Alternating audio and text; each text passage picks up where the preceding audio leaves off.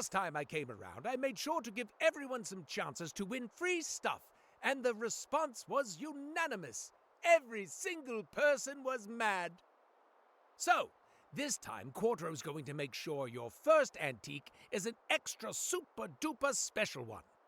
Then it's back to the usual stuff, but you'll get more chances to win it.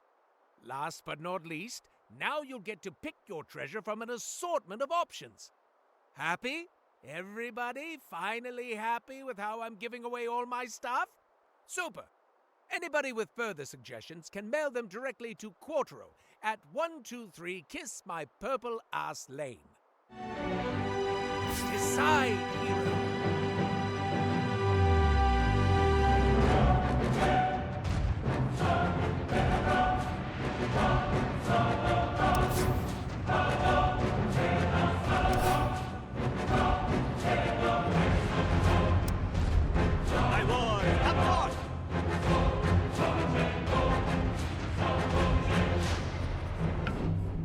Last time, so, this, then it's last. Happy? Anybody with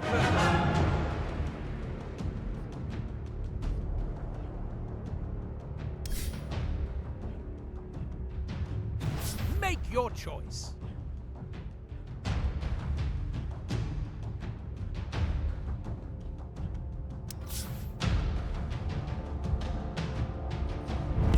Pick your treasure.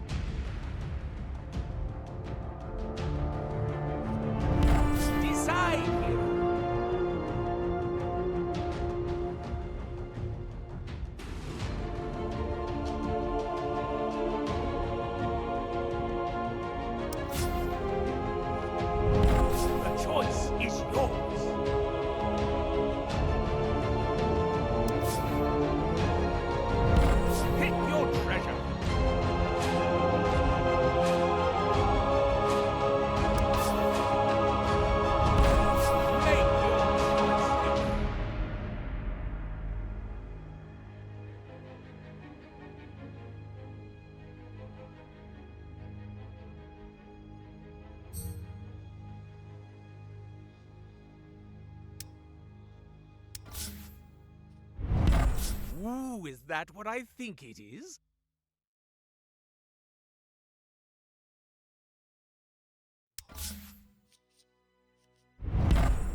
Here, why don't we try this nether horn on? Yes, yes, yes! Pretty slick, am I right? I managed to snag this little showstopper in a small village up in the mountains, ruled by a spider, if you can believe it. Not a tiny spider either. No, that would be ridiculous. No, a big spider with a king's crown on its head. And as I'm sure you can guess, there's an adventuresome tale in how I got it. I was sworn to secrecy, of course. But if I've learned anything about you, you're not even listening right now. So, here we go. Once upon a time. Once upon a time, I gave you this free cape, the Nether Shell, once owned by the Spider King. Did this spider defy the odds and become a king? What an inspirational story that would be! But no, this story is about a lazy king who became a spider. How? Well, some of the villagers said the king had been bitten by a spider. Other villagers said he'd been bitten by a witch, and that turned him into a spider. And I asked, so was it a spider witch then? And they said, no, just a regular witch. And I said, well, that doesn't make much sense. And they said, that's funny. We didn't know you were such a fucking witch expert. And I was like, oh, shit, I'm going to have to fight all these people. And then the leaders said, when a witch turns you into a frog, does that make her a frog witch? And honestly, that helped me get there. You could see they'd put a lot of thought into this.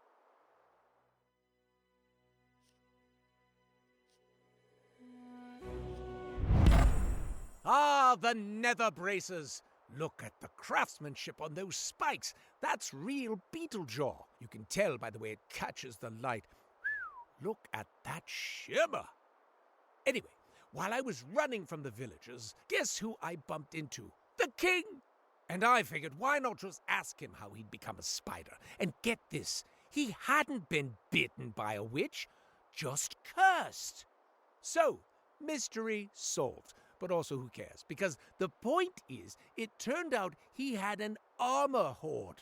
This king loved armor. A lot. He'd spent every coin in the realm on ruinously expensive item sets, and now, thanks to the witch's curse, he couldn't wear any of them. And your old pal Quartero was thinking, how tragic. But also, don't mind if I do.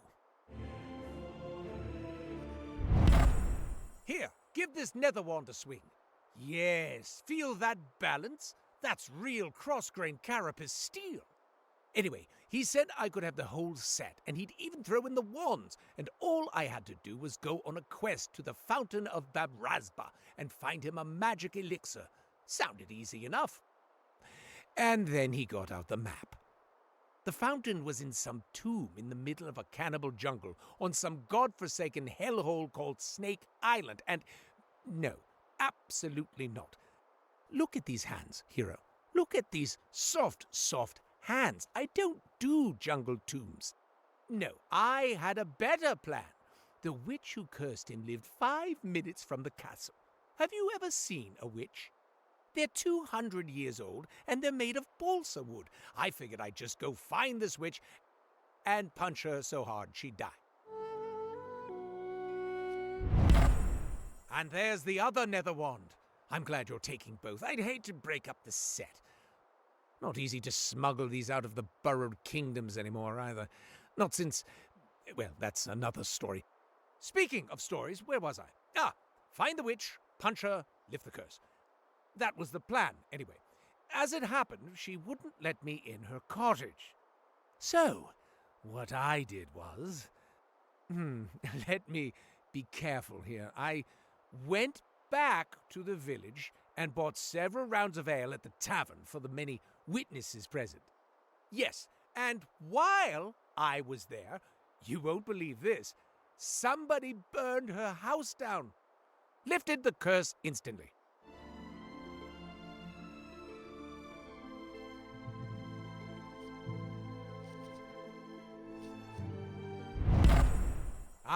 The molten maw. Here, lean forward. Let's get this on you. Ugh, that is heavy. How does it feel? Can you see me out of the eye holes? You look really evil, by the way. I can't tell what face you're making under there, but from here, you look terrifying. Also, legally, I feel like I should be very, very clear about that last part I told you about the witch's house burning down while I was somewhere else with countless witnesses present. I don't think the witch is dead. No, hero. Are you kidding? That would be murder. No, I think she lifted the curse, moved to a different town, and changed her name. In fact, that's almost certainly what happened. In fact, that's what I told the constables. Anyway, I went back to the king, and he was human again. Also dead. I guess what happened was he must have run straight to his armory and started trying on all his precious armor. And I guess the witch came back to life briefly before dying again because he suddenly turned back into a spider and then back into a human. And if you suddenly go from a person-shaped body into a spider body and then back into a person body while you're still inside steel armor, well, I'll spare you the details. He died instantly. But if you want the details, it exploded all the vertebrae in his spine while his organs got pushed up into his throat cavity and he choked to death while his back exploded. And honestly, it took a surprisingly long time, a few minutes at least. Oh, also earlier, did I say the witch came back from the dead? What I obviously meant was, you look fantastic in those molten maulers. At any rate, I can report that, unlike the witch, happily retired somewhere, I imagine, the king was dead. I was able to pry most of him out of this molten mantle here. Let's get it on you. There! Snug as a button. There might still be a few chunks slopping around in there. You can keep those if you find any. The villagers and I found enough of him to bury. The point is, technically, the king was 100% curse-free by the end, and so yours truly helped himself, as agreed, to any one-item set of my choosing. Naturally, I chose the Nether Beetle set, but then I also liked the look of the Molten Monarch set, so I figured, why not take both for now? So you could, and that gave me another idea, which is why not steal everything? And I was just smashing a third set out of its glass case when some guards showed up. Now, I'll bet you're wondering. I said at the beginning that this story had a happy ending. Yet here we are at the end of the tale, and the entire cast is dead or missing.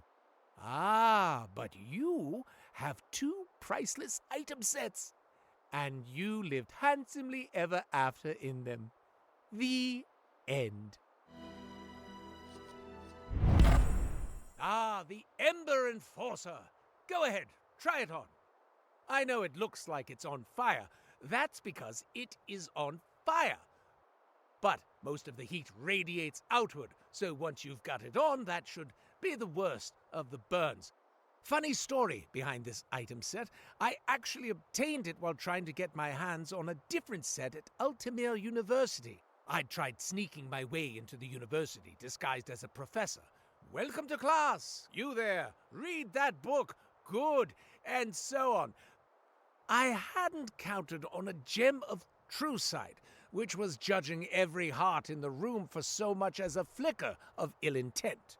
Well, my heart must have been flickering like the dickens with shitty intentions, because I found myself in the university dungeon before I could snatch a single sabaton.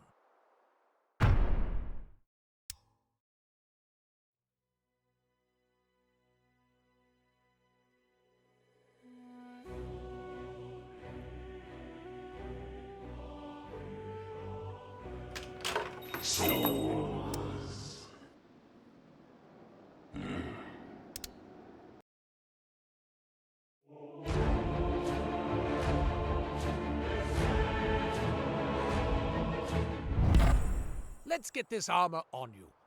Ugh, that is heavy. You must be roasting like a duck in there. Well, if it gets too hot, just wave. Anyway, prison. I didn't care. I didn't like the cell. I didn't like the rats, or the bed, or the toilet next to the bed. But mostly, I didn't like Dodric. He was the jailer. I mean, I get it. It's prison. Quartero's not made of marshmallow jam, but I mean, a simple blanket to keep me warm at night? I had one, yes, but 2 would have been even snugglier, and there was a whole pile of them in the linen closet. Or the food hero. A bowl of gruel is literally water and gristle. It would have cost the prison essentially nothing to adopt a bottomless bowl policy. It was like Dodric was going out of his way to make prison as unpleasant as possible. Look at the glowing sigil on this back piece. You know, it's odd. When I look directly at the sigil, it's like it fills my heart with... Oh, what's the word I'm looking for? Ah, despair. That's it. Looking at it fills me with despair. Tell you what, I'm going to stop. Anyway, there I was, rotting away in the dungeon, lying on my filthy mattress next to my filthy toilet, when a summoning spell. I could summon a genie. I could wish that Dodric would fall into his gruel cauldron and drown, and that his death spasms knocked over the pile of spare blankets and they all roll into my cell. Also, I could have just wished to not be in prison, obviously, but I was still very cross with Dodric at the time, and, well, not thinking straight. I fudged some of the syllables here and there, but basically got the spell right, and presto! Let me cinch the bell for you. There, give the war kilt a twirl. Yes, very nice twirling. Next time, wear something under the war kilt. That was a lot for your old pal Quartero. Where was I in my gripping prison narrative? Right, the breakout. I'd summoned a wish-granting genie. "Genie," I commanded, "heed my first wish." Well, it turns out I didn't say every single little tiny syllable in the spell perfect, because I hadn't summoned a wish-granting genie after all, but a much rarer people-murdering genie. I asked if he'd let me make a wish anyway, as long as it didn't involve him not murdering someone, and he said no. In fact, all he wanted to know was which insolent fool had summoned him, because he said he was going to, and I quote, "pound out their skeleton and wear their skin like a jacket." So I said it was him, and I pointed at Dodric.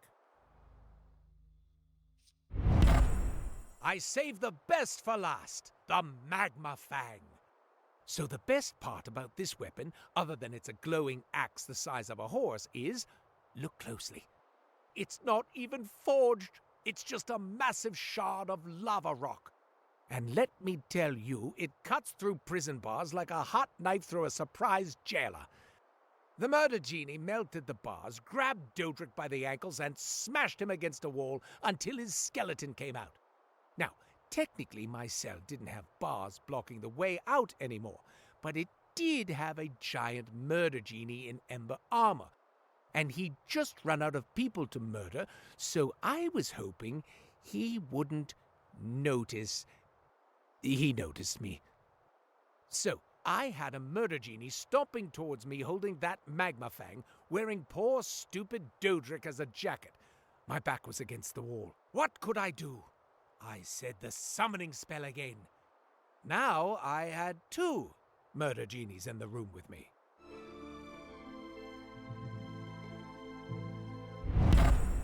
Ah, the Gilded Tyrant! Volcanically gilded with mercury. Unbelievably toxic, of course, but it's not like you're going to put it in your mouth or anything, or on your skin.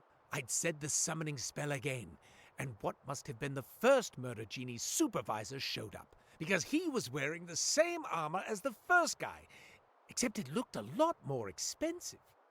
He was also just as angry as the first guy. "What insolent fool summoned me? I will pound out their skeleton." And I figured, well, it worked once, so I point at the first genie and I say, "He summoned you. Kill him." Did it work?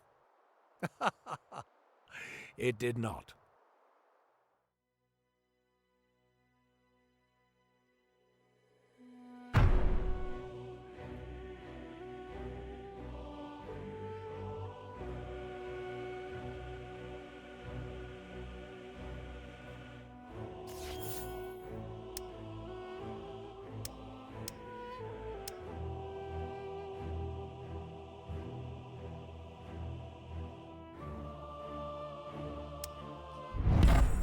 Your eyes aren't deceiving you. Those glowing spikes on the shoulders? Oh yes, that's genuine 6-hell crystallized brimstone. Each spike lovingly hammered by hand. Each hand lovingly attached to someone thrown screaming into a volcano after every single spike. Put your ear close and listen. You hear that? That's right, screams of pride, I imagine.